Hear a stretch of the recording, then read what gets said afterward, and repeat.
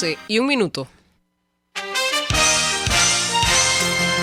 A partir de este momento, las informaciones que son noticias. Informe RCR. Muy buenas tardes, sean bienvenidos a este Informe RCR en su emisión meridiana. Trabajaremos para ustedes en la Gerencia General de la Estación, Jaime Nestares, en la Gerencia de Producción, Wilix Arcaya, en la coordinación y producción de este espacio, Génesis Rodríguez y Mario Villarreal en los controles, Gregorio González y frente al micrófono, Helen Machado. Recuerden que nos pueden seguir a través de nuestras distintas plataformas digitales, en Twitter, @RCR750, en nuestra página web, rcr750.com, la radio que se ve, y en nuestro canal en YouTube, RCR750. 12:02. De inmediato comenzamos con las noticias más destacadas del momento. El presidente de la Comisión de Fiscalización de la Asamblea Nacional de Ecuador, Fernando Villavicencio, aseguró este martes que el empresario colombiano Alex Saab se benefició de la arquitectura financiera regional y moneda virtual denominada Sucre, creada por los expresidentes Hugo Chávez y Rafael Correa. En las palabras del asambleísta ecuatoriano, el objetivo de la iniciativa era que el chavismo tuviera acceso a los dólares de las reservas de Ecuador, con exportaciones a Venezuela sobrevaloradas o ficticias, como ocurrió con la empresa del Fondo Global de Construcciones propiedad de Alex Saab y su socio Álvaro Pulido. Y la gran mayoría de exportaciones son sobrevaloradas y otras ficticias, como el caso de Fondo Global de Construcción. Sobrevaloradas, ¿qué significa esto? Ecuador exportaba pimienta negra a Venezuela. Ecuador no tiene pimienta negra. El kilo de pimienta negra cuesta en el mercado 12 centavos. Se facturaba a $900 el kilo. Un kilo de químicos, Ecuador no produce químicos, ¿sí? Cuesta en el mercado $3.50. Se facturó a $105.000 el kilo. Eso consta en un informe de la Contraloría General del Estado. Y así le puedo ir narrando. Latas de atún. Venezuela siempre importó atún de Ecuador. Latas de atún que en Ecuador cuestan 60 centavos de dólar facturados a $6. Y así puedo quedarme todo el día comentando los productos que Ecuador no produce que salían, es decir, eran exportaciones ficticias. ¿Qué significaba esto? Que lo que querían los venezolanos es lavar los bolívares sucios, los bolívares de la corrupción y transformarlos en dólares. Por eso es que apenas el Banco Central del Ecuador depositaba los dólares de la reserva nuestra, los dólares nuestros, depositaba en las cuentas de los exportadores falsos. Inmediatamente estos dólares salían a paraísos fiscales o a cuentas en los Estados Unidos. Y luego de los 6 meses, cuando ya tocaba hacer la compensación, no había compensación, porque no había importaciones. Entonces el Banco Central del Ecuador tenía que llamarle a Nicolás Maduro y decirle: oiga, Nicolás, devuélvame la plata que le presté hace 6 meses. ¿Se dan cuenta? Este fue el mecanismo perverso. A través de este mecanismo, entre el año 2010 y el año 2014. Villavicencio destacó que las pruebas que presentó la comisión que él preside provocaron la apertura de una averiguación penal por peculado y delitos conexos en su país contra el expresidente ecuatoriano Rafael Correa y otros ciudadanos nacionales y extranjeros vinculados a esta trama de corrupción.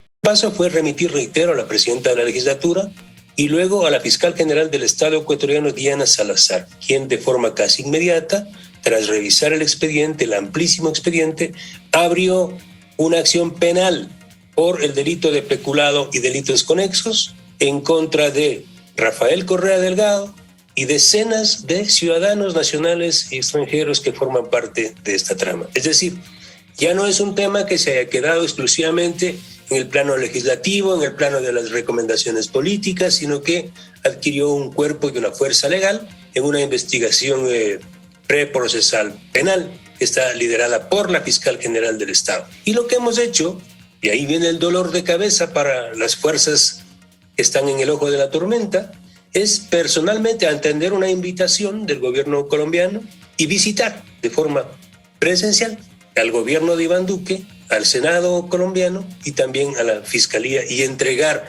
estos documentos con una explicación. Es lo que no les ha gustado a algunos sectores vinculados en particular al chavismo, al correísmo y a la señora Piedad Córdoba y sus amigos, en este caso Alex Saab, Álvaro Pulido y otros empresarios corruptos. El asambleísta ecuatoriano indicó que más de 30 exfuncionarios del gobierno de Rafael Correa formaban parte del entramado del sistema Sucre, al igual que funcionarios de la administración del expresidente Hugo Chávez. Ante las amenazas de proceso judicial en su contra proferidas por la ex senadora colombiana Piedad Córdoba, por las pruebas de supuestamente estar vinculadas a Alex Saab, Villavicencio dijo tener registros que demuestran los viajes que realizó la dirigente política en el avión privado del empresario colombiano. Ella ingresó en un vuelo el 8 de julio del año 2013 en un avión de matrícula americana de propiedad de Alex Saab. Ingresó con Alex Saab y su hijo Camilo Castro Córdoba. Ella ingresa esa fecha cuando la empresa Fondo Global ya estaba siendo investigada por la Fiscalía. Un auto Mercedes negro estuvo a recogerlos de un auto oficial. Ella no puede desmentir eso, es información oficial. Ella ha dicho, y lo ha dicho a Semana y a todos los medios, que ella no tiene ningún negocio, que nunca ha viajado con Alex Saab juntos. No, ella le ha mentido a su país y al mundo. Ella viajó con Alex Saab y luego vino el 2015 también en otro avión de Alex Saab con otra funcionaria colombiana, con pilotos que están vinculados a esta red delictiva de Alex Saab Morán.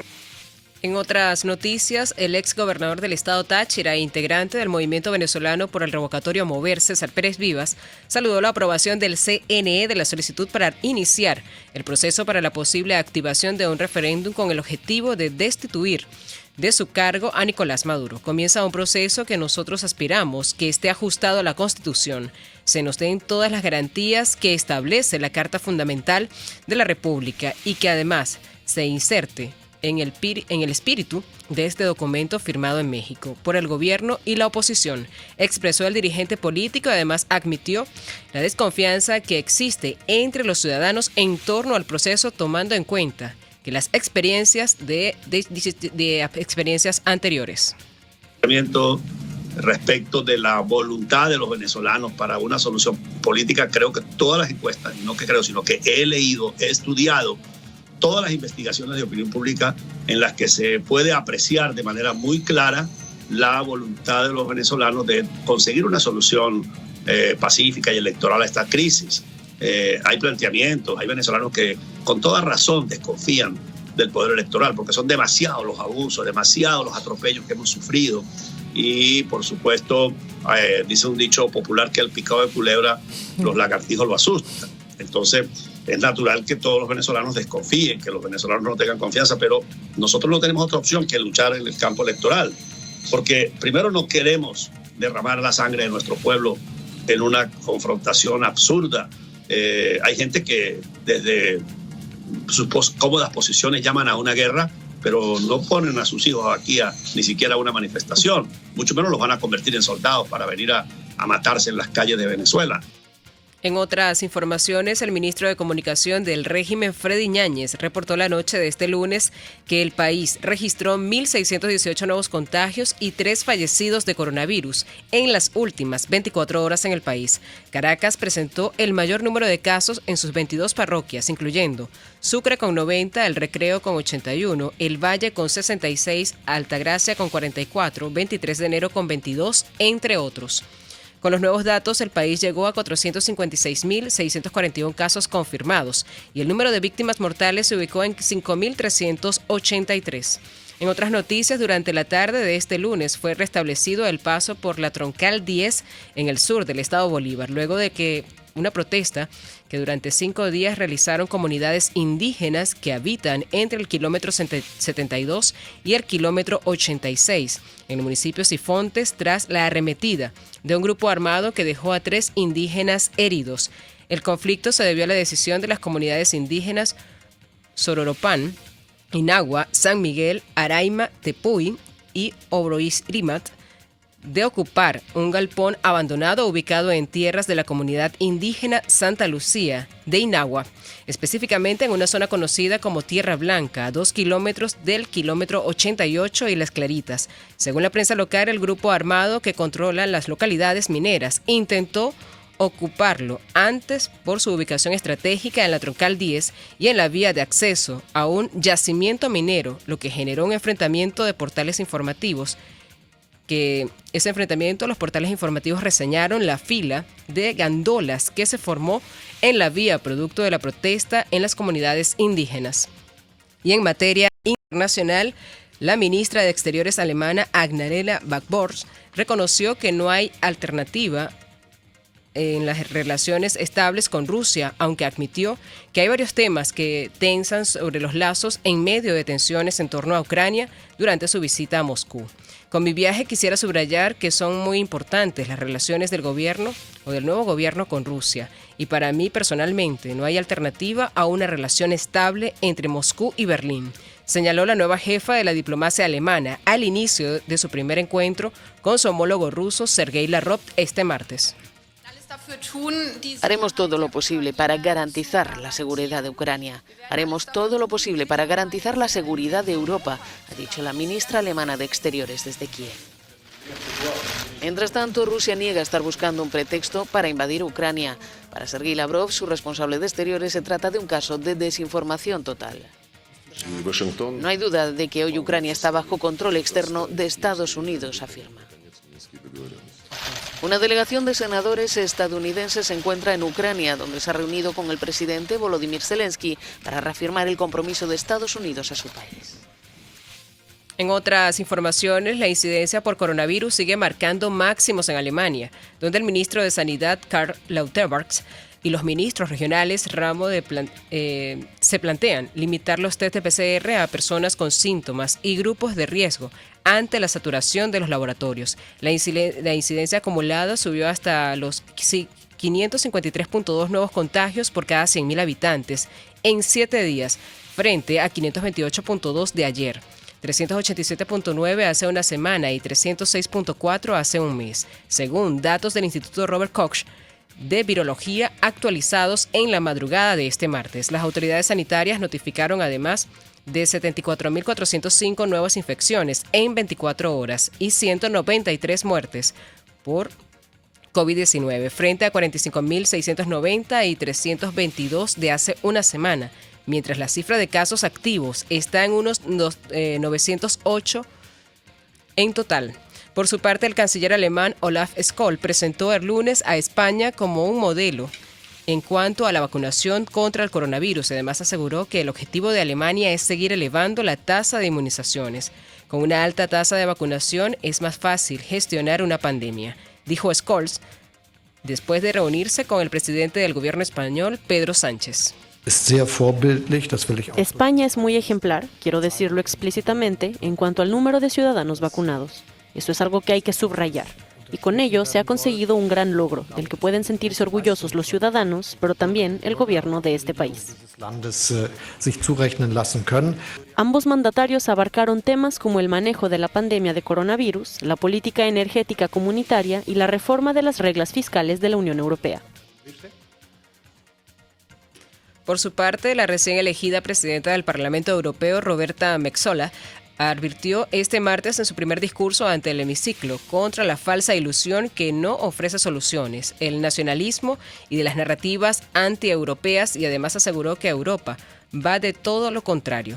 Tras obtener el respaldo de la Eurocámara por 458 votos a favor de los 616 emitidos de manera válida, Metsola se dirigió a los eurodiputados para recordarles que en los próximos años se seguirán poniendo a prueba los límites de nuestros valores democráticos. La nueva presidenta del Parlamento Europeo también tuvo palabras de reconocimiento para su antecesor, David Sassoli, quien falleció el pasado 11 de enero a los 65 años de edad. Y en materia económica, el precio del barril del West Texas Intermediate de referencia en Estados Unidos alcanzó este martes su nivel en más de 7 años, su nivel más alto, empujado por el creciente optimismo por la flexibilización de las restricciones sanitarias mundiales a raíz de la pandemia y tensiones geopolíticas. El contrato del WTI llegó a $85.66 en el mercado asiático, su precio más alto desde octubre de 2014. Más temprano en la jornada, el barril del Brent de referencia en Europa también alcanzó sus precios más altos desde el mismo mes a $88 el barril. Y en materia deportiva, el presidente de Caribes Rafael Guscat, anunció que su equipo adicionará al relevista de derecho Silvino Bracho, procedente de las Águilas del Zulia, y quien en el round robin reforzó a los Leones del Caracas de cara a la final de la Liga Venezolana de Béisbol Profesional. Y así finalizamos nuestro segundo compacto informativo del día de hoy. Los invitamos para que sigan con más de la programación de su RCR.